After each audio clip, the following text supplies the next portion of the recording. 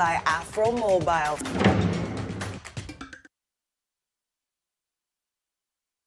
Billions are invested, promises are made, projects are launched.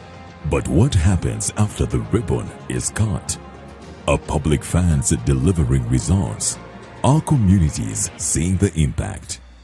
Every Sunday, NBS Television follows the money, audits the promises, and examines the projects shaping Uganda with facts, evidence, and voices from the ground.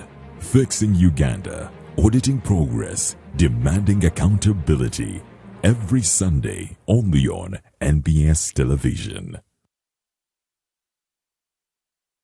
In a digital world, not everything is what it seems. False stories today spread faster than truth, leaving us all wondering what's real. Disinformation misleads, misinformation misguides and spreads confusion and fear. Dismiss, a campaign to help you think critically, question wisely, and verify thoroughly. Join us. Let's build a more informed Uganda, one truth at a time. Dismiss, inquire, verify, confirm.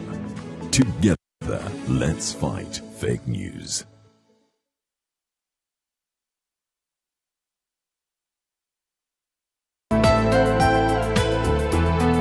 Up next.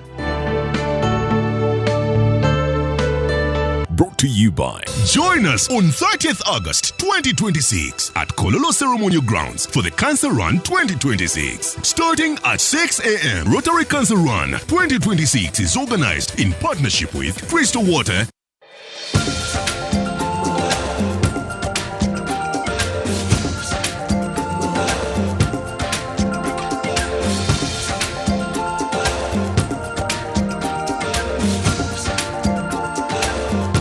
NBS Live at 9.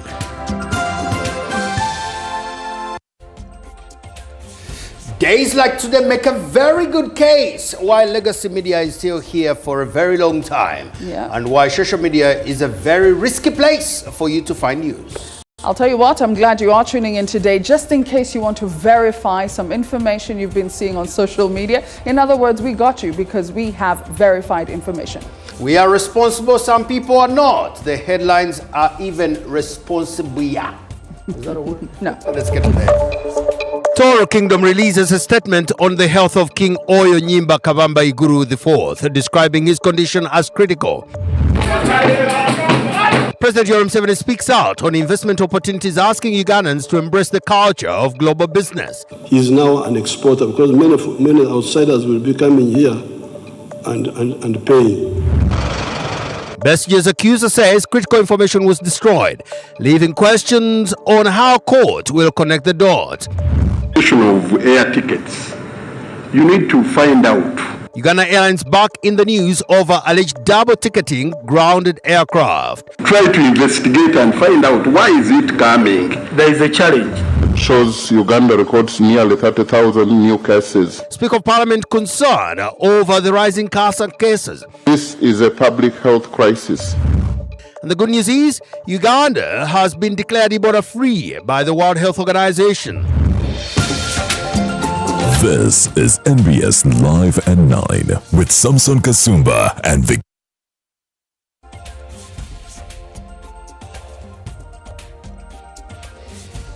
The Kingdom of Toro has spoken out on the health of Rukirabasaija Omukama Oyo Nyimba Kabamba Iguru Rukidi IV, saying that he is currently in a critical condition. In a statement addressed to all Batoro and the general public by the Kingdom's Prime Minister, Calvin Armstrong Romire Akiki, the Kingdom is calling for calm at this very difficult time, asking all people to keep His Majesty in their thoughts and prayers. The Kingdom is also appealing to everyone to refrain from speculation and rumor or sharing unverified information regarding His Majesty's condition. He said that while the news of this nature will naturally cause anxiety, the Kingdom calls for calm restraint and respect for His Majesty and the royal family. Hangiriza Agutamba Rukirabasaija Oyo Nyimba Kabamba Iguru Rukidi IV.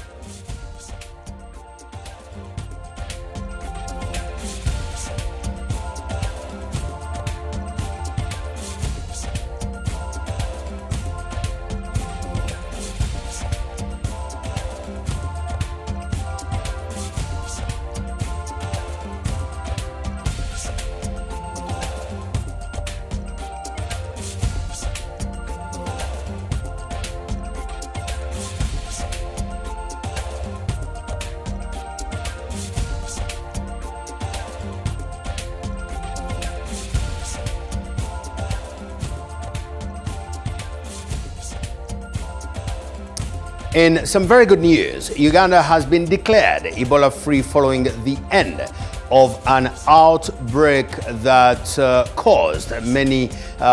was caused by the Bundibujo virus. The declaration comes after the country completed 42 consecutive days without a new confirmed case since the last patient was discharged on the 16th of July 2026. The Africa Center for Disease Control and Prevention and the World Health Organization have welcomed the milestone, crediting Uganda's rapid response, strong surveillance and community engagement for containing the outbreak.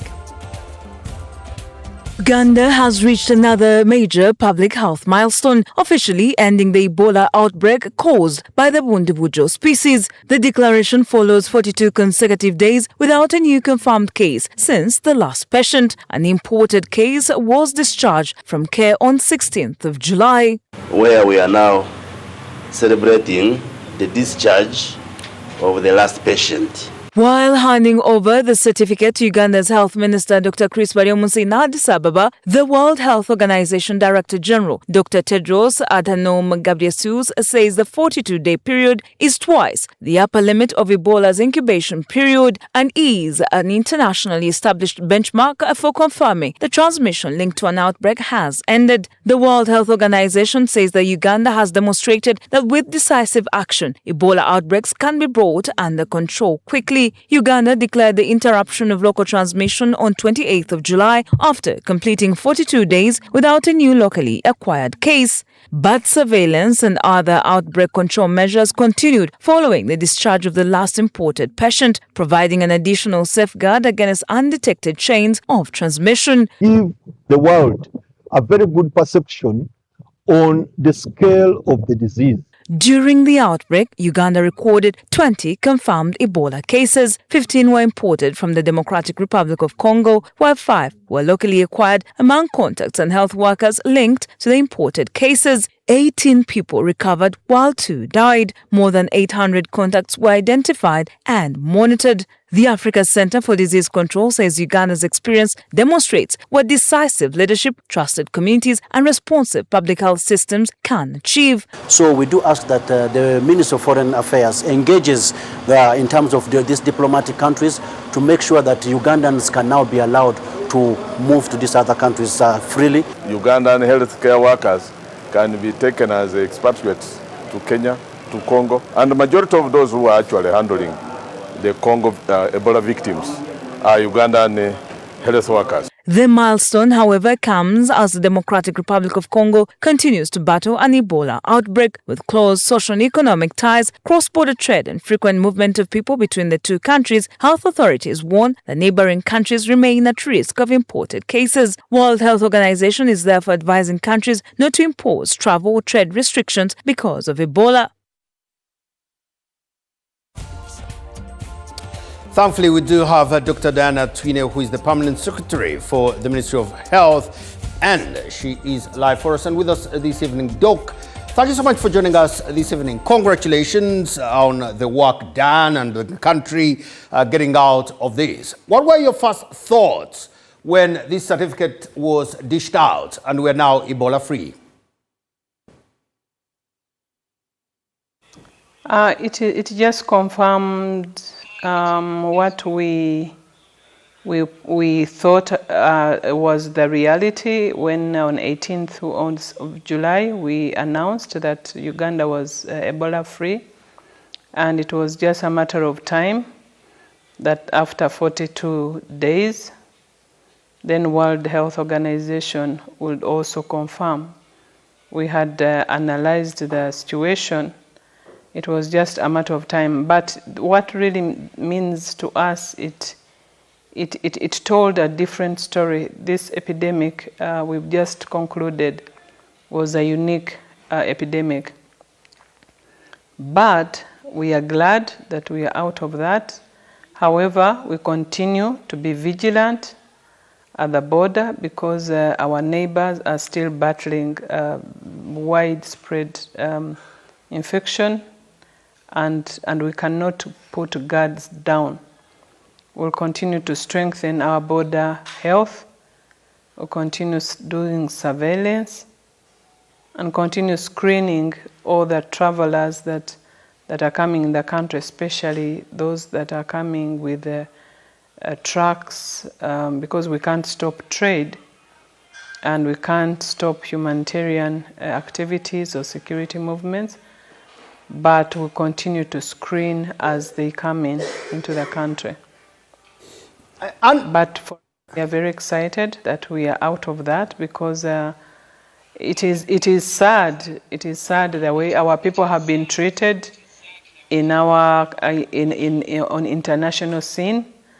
Even now, as I talk, there were some of our children who are going for a tour in Thailand, and they've been held in the airport. It is just sad that how Uganda have been treated abroad in some of the countries, especially in the countries that restricted the movement of people.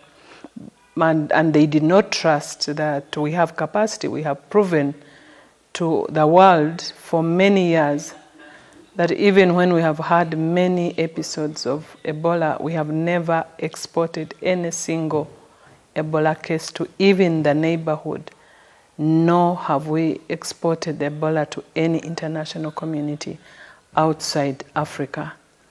But it's just sad that we were not trusted even when we showed capacity. But we are glad we are here, we are out of the woods. However, our guard's still active, and we continue to let the people know that as long as DRC is still, it has wide infection spreading, we cannot be completely safe. So we have to be highly vigilant and report anyone who comes in and has any symptom of Ebola-like. Doc, you raised something very important here. We are a global expert on managing diseases of this nature and outbreaks, and you make a very good point. We've never exported a case. Do we learn here that even with expertise, because we're Africa, we can't be trusted, and we've got to live with that painful fact that we are the experts, everybody benchmarks on us, but nobody can trust us? Yeah, but that is not a problem. We are not craving for trust. We have demonstrated that to the world, and we continue to demonstrate and take lead in that area, because I don't think on the globe I can state without a fear of contradiction that there is no single country in the world that knows how to deal with Ebola than Uganda. And we have demonstrated that over many years, and we continue to demonstrate, and we shall continue to demonstrate. And if the country does not trust us, if the other countries do not trust us, that is their choice. But for us, we shall continue doing what we do best. Thank you very much, Dr. Diana Twine. We shall continue doing what we do. Perhaps over time, those who need to know that we are good at our game will eventually get the memo. Thank you very much. And congratulations on all Ugandan doctors for doing a very good job. You will be fine. You'll learn to trust that little Uganda, as far as Ebola is concerned, knows how to get its game right.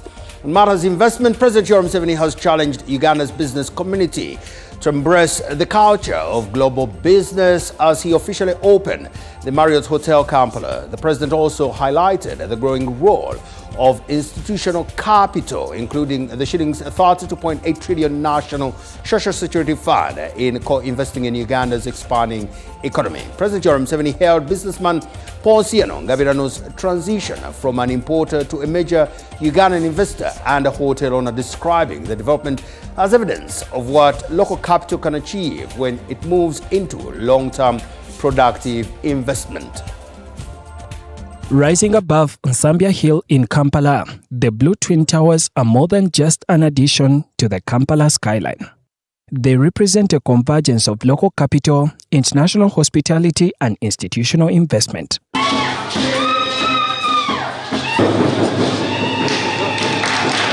Speaking during the opening of Marriott Hotel Kampala, President Yoweri Museveni says Uganda's private sector must now think beyond the domestic market and tap into opportunities created by Africa's expanding consumer and investment base. We need to go from our village economics to this international. They are simple things. They are not very. We have got more capacity.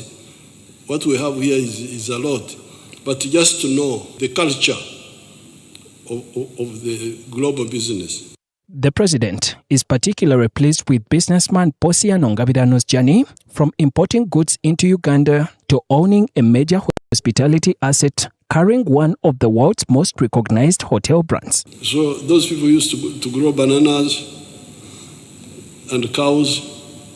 Now they have graduated into hotels. So you can see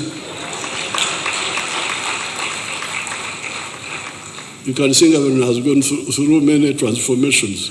So I congratulate you. They also want some support from UDB. The businessman now wants more land in Kampala and national parks to build more hotels. I think these businessmen support hotels, reduce taxes for us, help us and train workers to work in this hotel. Hotels will be many and we shall afford to employ a lot of Ugandans.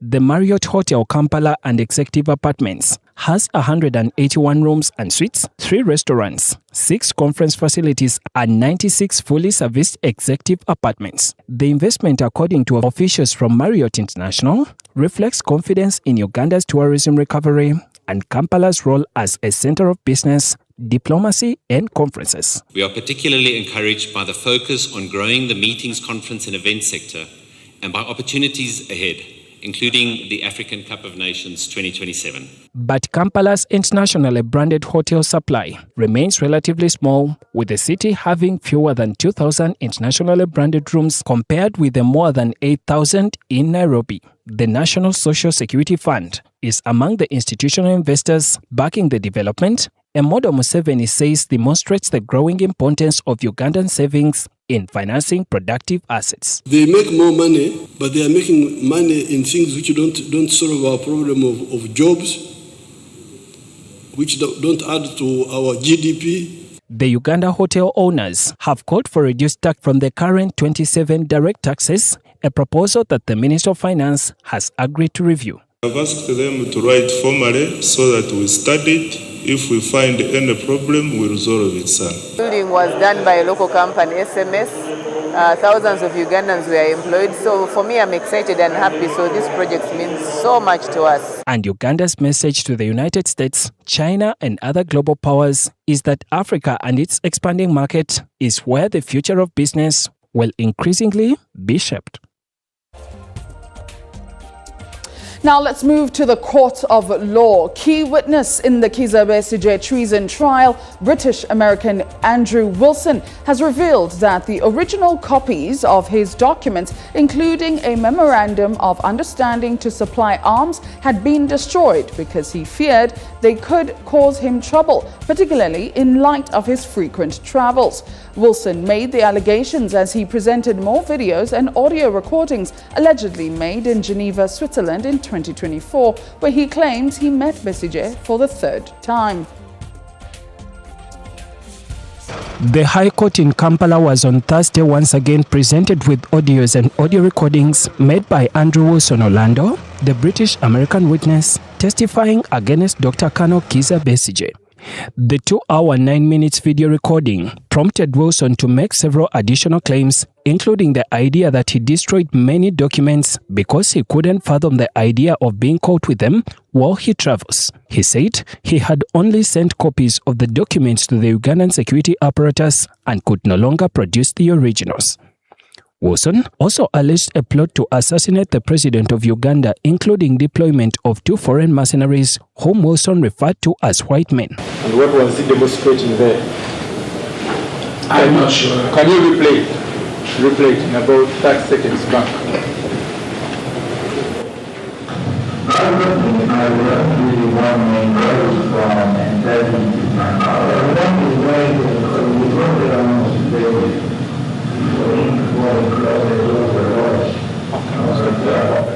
What did you just say? I think Dr. Dashinji is just using his hands to explain that President Museveni uses one main road from Kampala to the State House in Entebbe. Wilson further told court that the training of the militia in Kisumu was scheduled to take place over 2 weeks, after which recruits would be deployed to Kampala to execute what he described as a well-orchestrated master plan. Which question? Because the story was we were planning to possibly fly a light aircraft, a Cessna, from Mombasa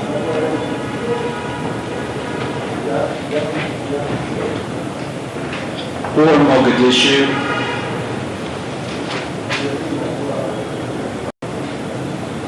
with the logistics. Wilson is expected to return to court on Tuesday, September 1st, 2026, to present more videos and audio recordings allegedly made in Athens, the capital of Greece. The government has moved to crack down on the involvement of resident district commissioners and other public officials in land transactions, warning that those found facilitating illegal or fraudulent deals will be prosecuted in courts of law. Lands Minister Judith Nabakoba says the crackdown is aimed at protecting genuine landowners and restoring confidence in Uganda's land administration system. As part of the crackdown, the ministry has suspended the issuance of special certificates of title until December, giving authorities 3 months to tighten verification and due diligence. Land remains one of Uganda's most valuable economic assets, supporting homes, agriculture, businesses and investment, but fraudulent transactions and disputed ownership threaten public confidence in the land registry and can expose genuine proprietors and innocent investors to significant losses. The decision to hold the issuance of special certificates of titles until December came because of the numerous and increasing complaints from members of the public, registered proprietors, financial institutions, traditional institutions, administrators, and beneficiaries of estates and other stakeholders concerning circumstances in which special certificates of the title have allegedly been obtained, all issued contrary to the laid down procedure. She says the review will identify loopholes in the system, strengthen safeguards, and restore confidence in the land register. I have received many complaints relating to the alleged double titling, overlapping interests, fraudulent statutory declarations, manipulation of succession processes, irregular dealings involving land belonging to the deceased persons, and subsequent transfer of land based on special certificates. Yet the original duplicate certificates are known to still be in existence. Land Minister Judith Nabakoba says public officers found responsible for misconduct will face appropriate legal and disciplinary action, while individuals who deliberately provide false information or collide with officials to manipulate land records will also be investigated and held accountable. So many assistant RDCs.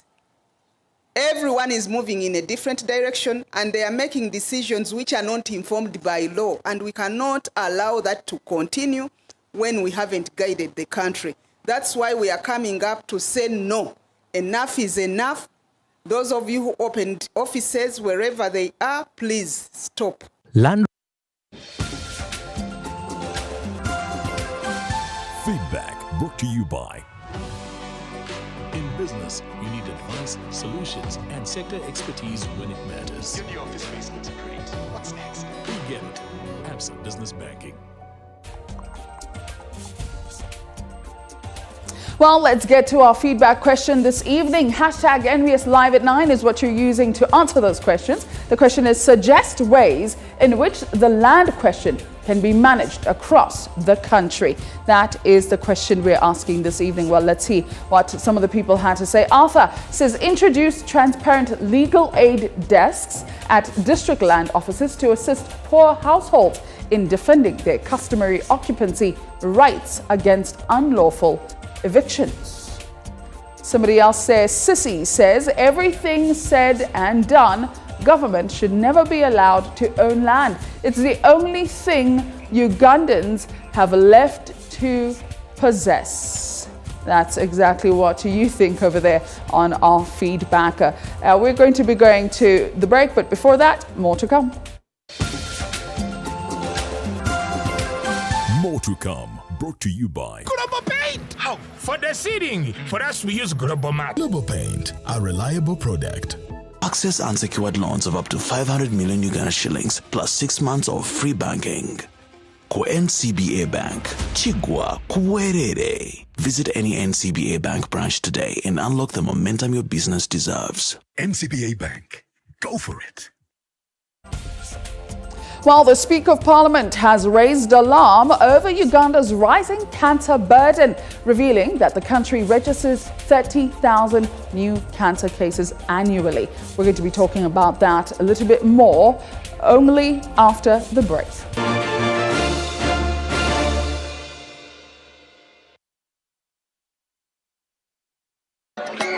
In life, every minute matters. But sometimes, one simple bank errand takes your whole day. Queues, delays, valuable time lost. But now, Pride Bank eri ku mulyango. Deposit money, repay loans, and pay bills easily at a quick teller agent near you. No more wasted time, no more stress. With Pride Agency Banking, powered by Quick Teller, your bank is now part of your everyday life. Pride ku mulyango. Quick Teller, everyday payments made easy. Pride Bank, your growth is our pride. Pride Bank is regulated and supervised by the Bank of Uganda, and customer deposits are protected by the Deposit Protection Fund of Uganda up to 10 million shillings. Terms and conditions apply. Hello, Mr. Mkasa. Hello, how are you? I'm okay, sir. Are you the broker? The original one. I was told you have very good rentals.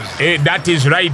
How many bedrooms do you want? I want 3 bedrooms. Okay, did I tell you of the price? Yes, of course. 500,000. Ah, no. This side, the salary went a bit high. Why? Because the paint we use is of good quality. So the place gained the value. Which paint? Global Paint. How? For the ceiling, for us we use Global Mat. And for the inside walls, we use Global Silk Vinyl. Okay, tell me about the outside walls. Outside we use Global Weather Coat Emulsion so that the walls don't peel. I'm really impressed. The precision you put while painting, I'm willing to pay any amount. That is true, because here for us quality is paramount and the place becomes umite. Global Paint, a reliable product.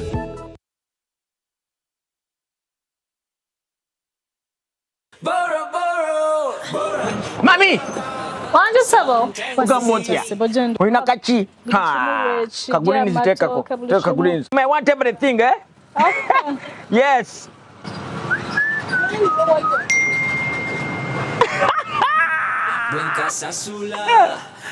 So, when I pay the time, this will increase my loan limit. Hey, Hemutieni Momo. Madam, remove the food. Put more meat. Add the meat. Yes. Hey.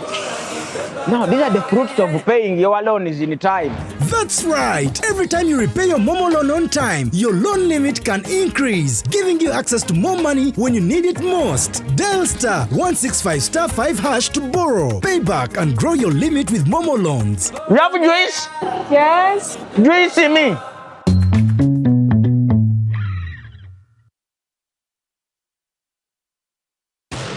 We're not made to be alone. It's baked deep into our DNA, driving us to connect.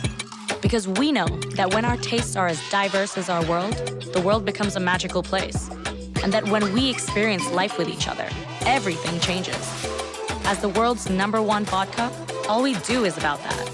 From shaking up cocktails to a taste for everyone. We've been doing we since 1864. Smirnoff, we do we.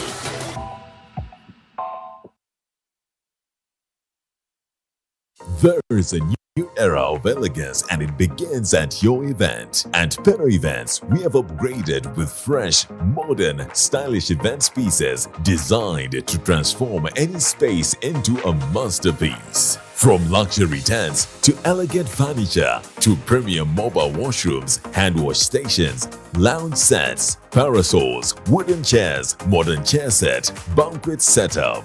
Peno Events. Safe, reliable, stylish. Book now.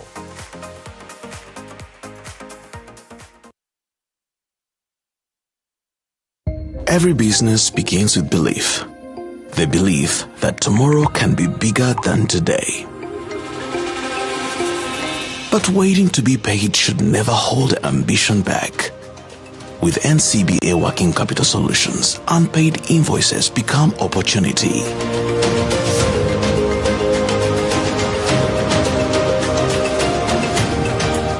Because some ambitions build more than businesses, they build futures. At NCBA, we bank on belief, empowering ambition with tailored financial solutions built around your business. Whatever your next move, we are here to help you grow. Access unsecured loans of up to 500 million Uganda shillings plus 6 months of free banking.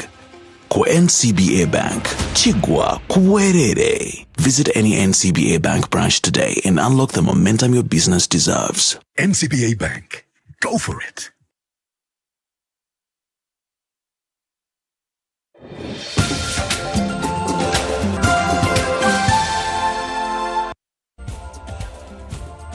Welcome back. Let's have a look at Uganda Airlines. Officials from Uganda Airlines have been grilled over double ticketing, an overwhelming increment in administrative costs, and grounded aircrafts reported by the Auditor General's Report 2025.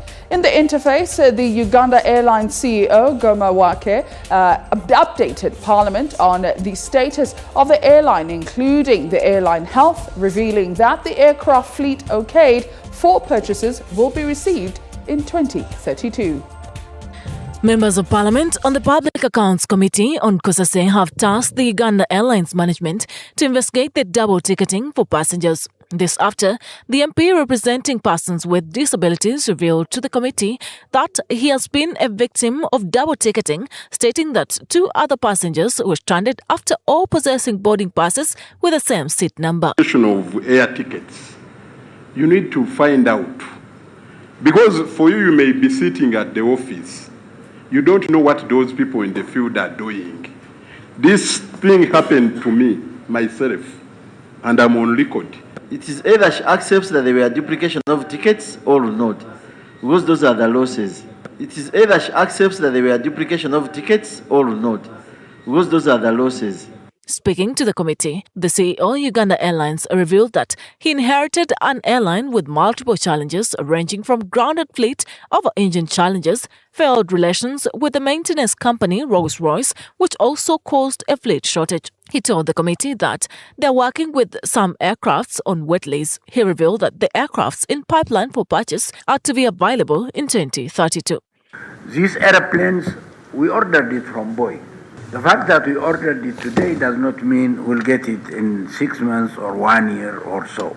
The 737s will start coming in 2032.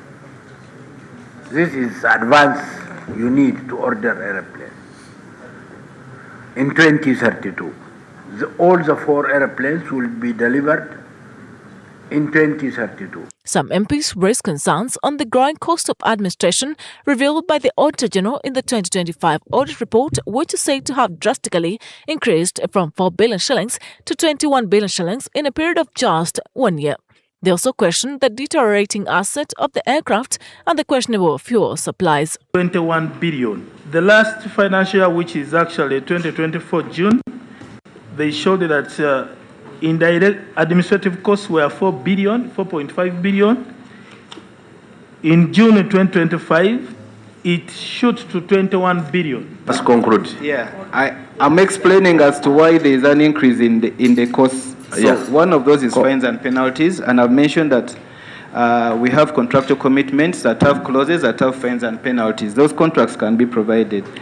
The rampant opening routes were also a point of investigation after revealing that many roads have since closed and only 15 routes are currently operational, yet Uganda spent billions to acquire them. Other areas for query include cash of $103,491, which was in the hands of the Juba Country Office of Uganda Airlines, domestic areas of 282 billion shillings, and the aviation fuel supply penalties. And now to politics. The National Unity Platform has announced it will not field a candidate in the Adjumani West parliamentary by-election and will instead support independent candidate Patrick Tandrupasi. NUP leaders say the decision follows concerns over ongoing abductions and intimidation of their supporters, while maintaining that Tandrupasi shares the party's political ideas. While other political parties are gearing up to field candidates for the Adjumani West parliamentary by-election, the leading opposition party, the National Unity Platform, says it will not take part in the race. The seat fell vacant following the death of former Member of Parliament and First Deputy Prime Minister General Moses Ali. The NUP Secretary General David Lewis Luongoya says although several individuals had expressed interest in contesting for the seat, none of them will be issued with a party card. The National Unity Platform has on several occasions engaged with other forces of change on some of engagements and elections. The NUP has, however, resolved to support independent candidate Patrick Tandrupasi in the race. Tandrupasi was among the candidates who lost to the late Moses Ali in the January 2026 polls, running on the Forum for Democratic Change ticket. And so the National Unity Platform will not field a candidate, but will be backing the Honorable Tandrupasi Patrick in that election. He is running as an independent, although previously he came as the FDC candidate. The NUP acting president John Baptist Nambeshe says the decision to support Tandrupasi comes amid growing concerns over the ongoing abductions and intimidation of their party supporters, which he says has created fear among party supporters in the area. So most of the people fear now. This government has succeeded in creating fear among our supporters. He also explains that Stephen Yo, who carried the NUP flag in the January elections, has opted not to contest and has instead chosen to support the party's preferred candidate. It is his constitutional right this time not to have offered himself. So if he had chosen not to offer himself, we could not just compel him to do it. The Adjumani West parliamentary by-election is scheduled for 17th September 2026, and various political parties have already begun preparations to field candidates for the race. Patrick Tandrupasi will face off with candidates from other political parties, which include a flag bearer from the NRM, which has 7radiotherapy machines. Chairing Thursday's plenary sitting, Oboth said Parliament has contributed 3 billion shillings to the Rotary Cancer Run slated for this Sunday and called for legislators to prioritise resource allocation to the Ministry of Health to acquire the equipment needed for cancer screening across the country. By depositing 3 billion shillings towards the Rotary Cancer Treatment Centre at St. Francis Hospital in Zambia. The Speaker of Parliament, Jacob Oboth has expressed concern over the rising cancer burden in Uganda, disclosing that the country is now registering over 30,000 new cases and 18,000 deaths annually. Latest data from Global Cancer Observatory data shows Uganda records nearly 30,000 new cases, cancer cases, and over 18,000 deaths annually. Addressing Thursday's plenary sitting, Oboth said it is unfortunate that with over 70,000 cancer patients currently in need of care, the country operates with only 3 radiotherapy machines. While global standards require 1 radiotherapy machine per 1 million people, our nation of nearly 50 million citizens currently relies on just 3 operational machines. This is a public health crisis that demands immediate parliamentary leadership, and we're here to offer that. Your communication highlights the fact that there is increase in the number of cases of cancer.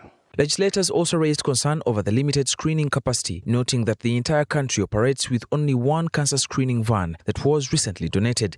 Uganda Cancer Institute has only 1 cancer screening van. This van moves throughout the country. The information that we picked yesterday shows that this van was even a donation to the country, not purchased by GOU money.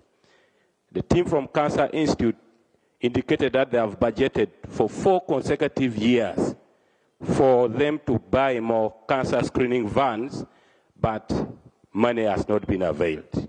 The investments that we are sinking in for cancer over the last 10 years. In response, the State Minister for Health, Dr. Charles Ayume, said government has embarked on decentralizing cancer treatment by establishing regional cancer centers in addition to promoting behavioral change to prevent cancer. Started decentralizing cancer services so that instead of everybody coming from Kisoro, Koboko, Kanungu to Kampala to seek cancer services, we have now started decentralizing it to regional level. And our first oncology center was in Gulu. That is complete. In the same sitting, legislators tasked government to explain the fate of constituencies that have not yet received ambulances despite an earlier government program to distribute ambulances to all constituencies. MPs were under pressure to buy ambulances for our constituencies, which is not right. The minister is here. Let him come and tell us where are the ambulances. Because the other side which he got is using it to make people survive. Then what is happening to us who never got? In the last financial year, Parliament appropriated 20 billion shillings to buy ambulances, and we're going to buy 52 ambulances.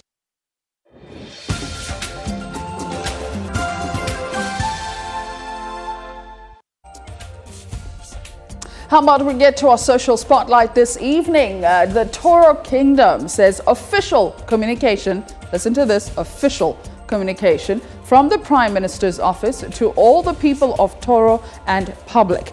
This is to inform you that King Oyo is currently in a critical condition. At this difficult time, we humbly ask the people of Toro and our friends to keep His Majesty in your prayers. Well, we do keep him in those particular prayers. Let's take a quick break.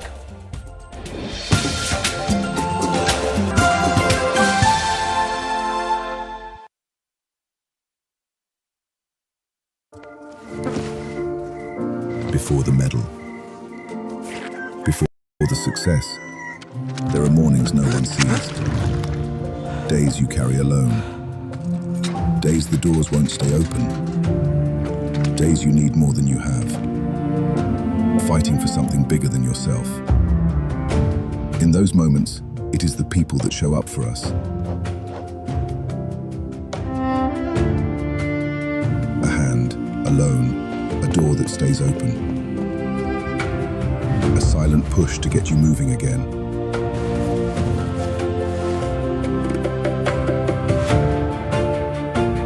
The ones you don't see fighting for you while you're fighting for yourself.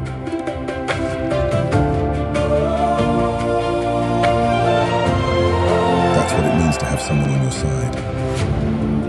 I&M Bank, on your side.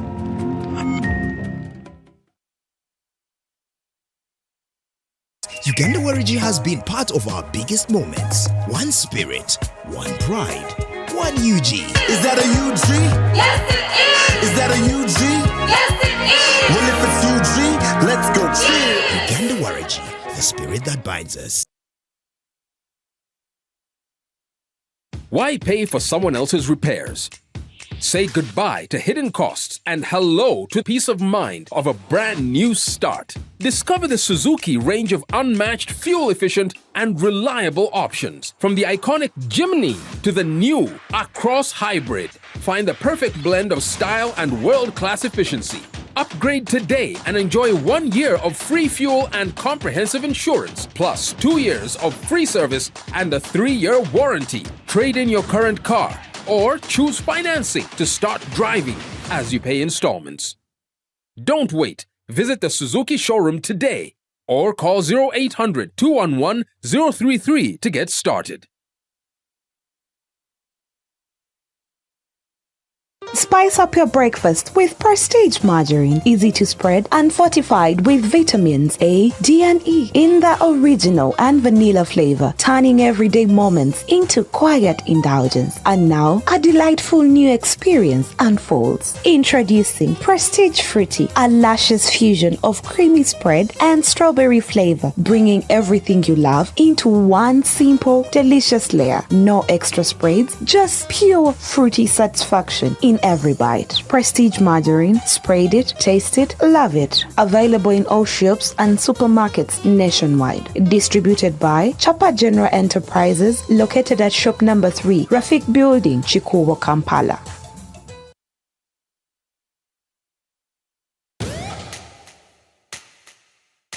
We don't need anyone's permission to move forward. What we need is the power to do it our way. Spiro is not your typical EV company. It's the power grid for African ambition. A network that connects Nairobi to Kigali, Lagos to Lomé, Dar to Kampala. Not with cables and wires, but with clean, quiet, relentless movement. This is Africa, powered by us. If whiskey could talk, Johnny Walker Black Label would sing. With notes that only come with 12 years in a barrel. Sweet, smooth toffee, rich fruit, and a touch of smoke. Tastes as good as it sounds.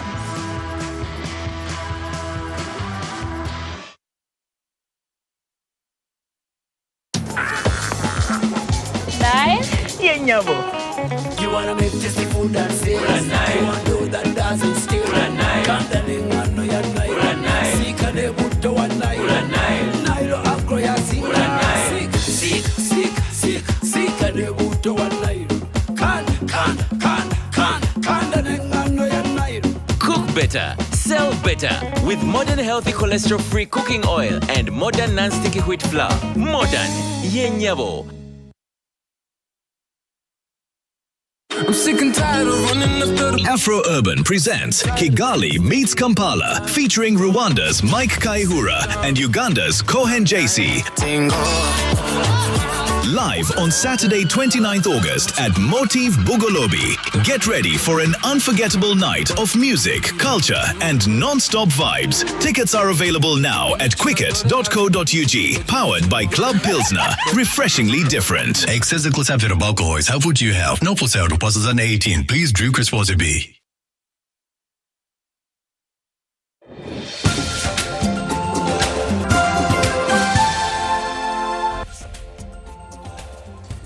The Permanent Secretary and Secretary to the Treasury, Ramadan Gobi, PhD, has announced that Uganda must move from merely developing economic strategies to implementing reforms that do translate economic growth into jobs, exports, productivity, and higher household incomes.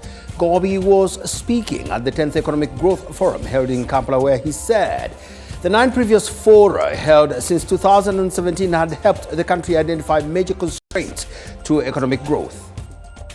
Finance Minister Henry Musasizi, who officially opened the 10th Economic Growth Forum, said the meeting comes at a time when Uganda and the global economy are facing rapid technological change, shifting patterns of trade and investment, geopolitical uncertainty, climate-related risks, demographic pressures, and changes in development financing. He said while these developments present significant challenges, they also create opportunities for Uganda to accelerate economic transformation. He urged participants at the 10th Forum to focus on practical and evidence-based interventions that can be implemented. Changes in global trade and investment are reshaping access to markets and capital, making regional integration and a more strategic approach to attracting investment increasingly important.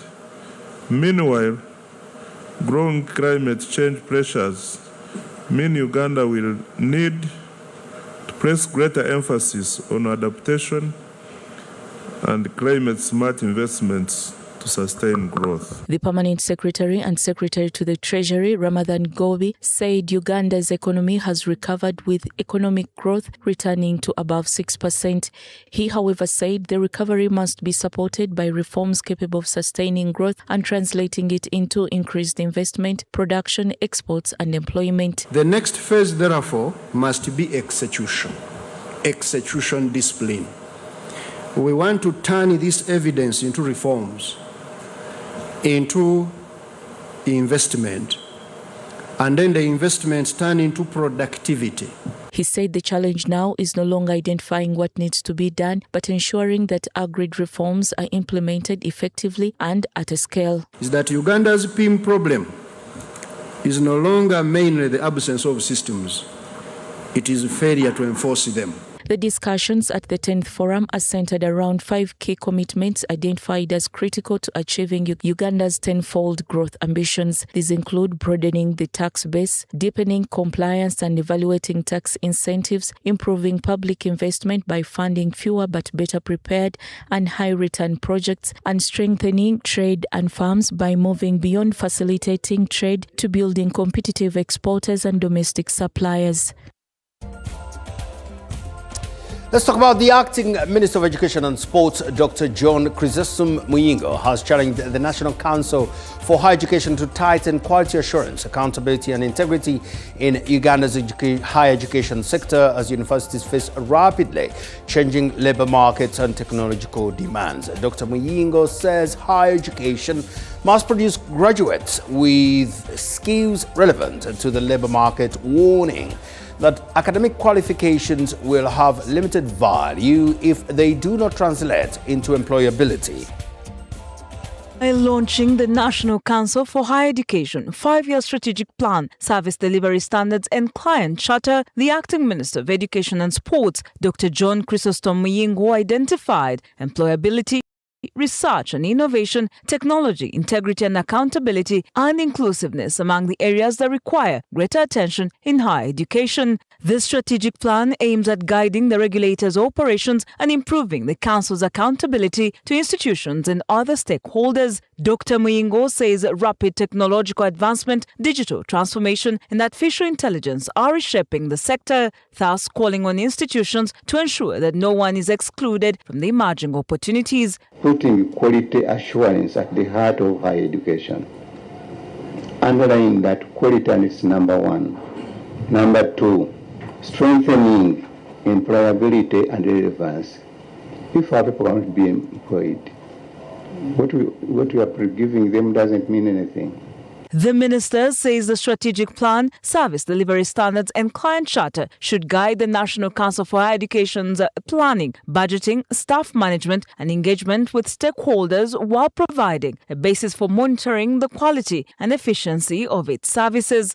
The Ministry of Education and Sports remains very committed to strengthening the quality, relevancy, accessibility and equity of higher education. Meanwhile, the National Council for Higher Education Executive Director, Professor Mary Okwakol, says universities and other higher education institutions must also fulfill their obligations if the regulator is to deliver service efficiently. These institutions are regarded as our clients, but if they don't respond quickly to what you would like them to respond to, then we can't move their request forward through the different organs of the university. So the clients have a responsibility, the National Council for Higher Education has responsibilities as well.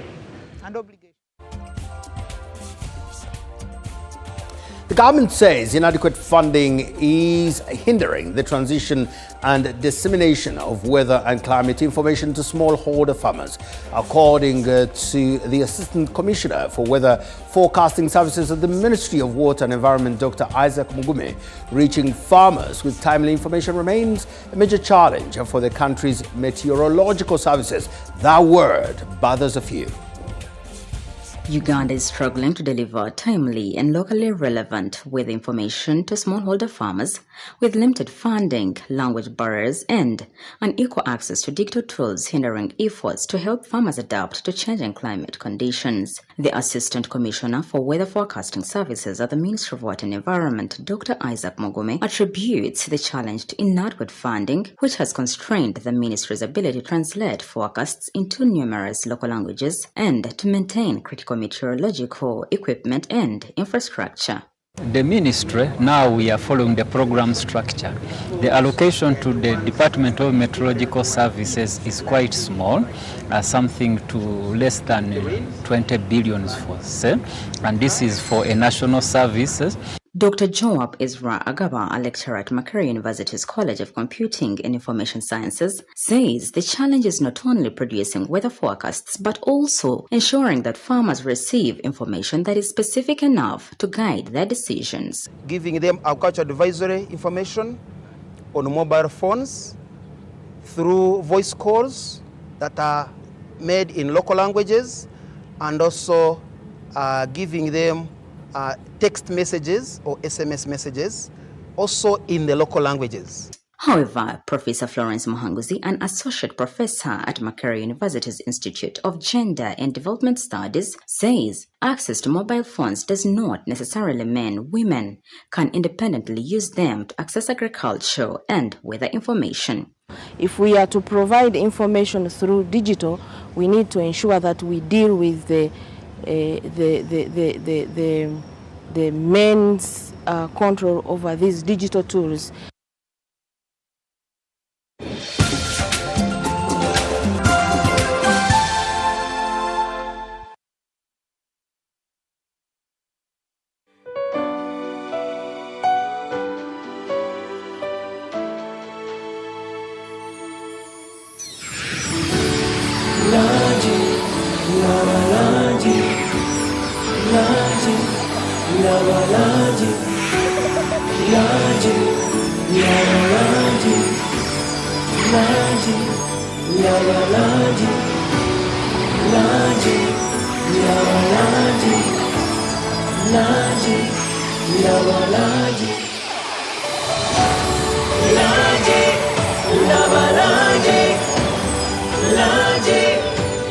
Color your world.